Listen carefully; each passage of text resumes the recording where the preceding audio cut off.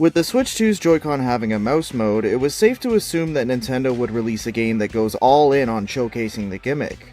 Some speculated a new Mario Paint, maybe a new WarioWare. Yes! Instead, Nintendo did the most Nintendo thing imaginable, and gave us Wheelchair Basketball. Drag X Drive is a brand new IP from Nintendo, set to launch this summer for Switch 2. It's being marketed as the next generation of 3-on-3 sports. In a nutshell, it's like Rocket League, but with wheelchairs and a heavy focus on motion controls. You drag the Joy-Con to drive and flick it to shoot and do a whole bunch of other motions. First impressions, the core gameplay does look like it'll be quite a bit of fun, but honestly, I can't help but worry that this is it. What you're seeing right now, this might be the entire game. From what we've seen so far between both the trailer and the treehouse footage, other than the standard 3-on-3 basketball, no other modes have been shown off or mentioned. It's possible that more will be shown off within the next few months, but you'd think Nintendo would show more of the game when all eyes were on it. Because I don't think the initial trailer sold many on the game. The consensus seems to be really mixed. And the comment section is, well, it also doesn't help that the game itself is honestly rather bland looking, especially for Nintendo standards. These playable robot characters look super generic, and the matches take place in a dull warehouse that's almost as empty as an ARMS lobby in 2025. But hey, at least the music sounds pretty bangin'.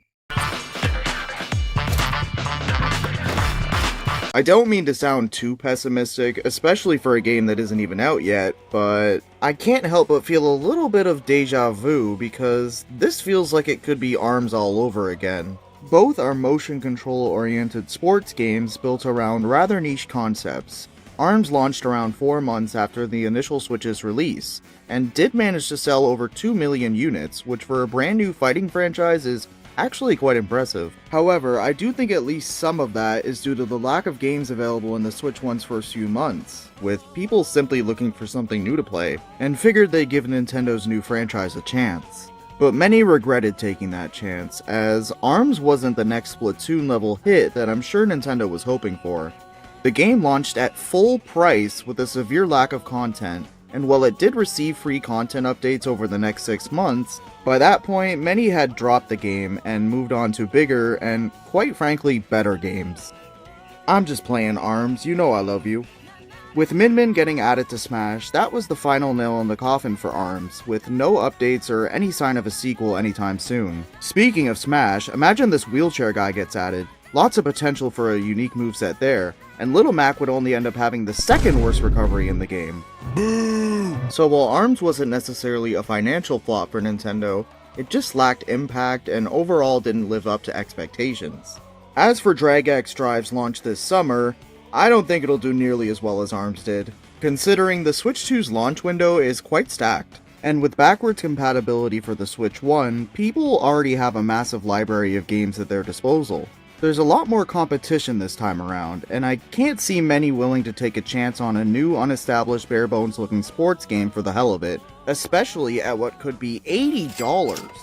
If Nintendo wants to get people off the fence, they should do something akin to Splatoon's test fires or ARMS' test punches. I don't know, call it a test roll or some shit. As for pricing, there's no confirmation on how much Drag X Drive will retail for as of yet. At $40 or less, I think it could do okay. But come on, this is Nintendo. This game gives off tech demo vibes, and they're charging $10 for a literal tech demo.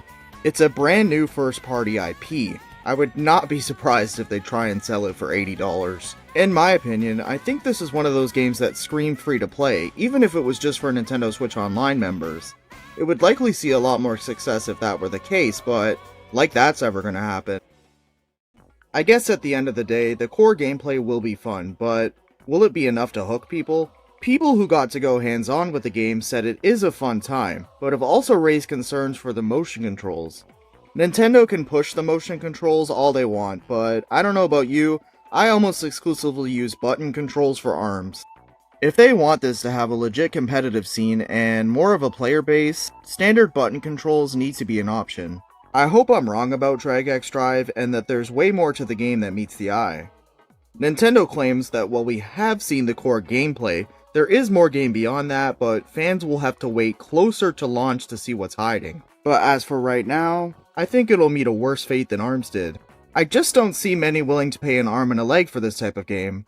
Or in this case, 2 legs.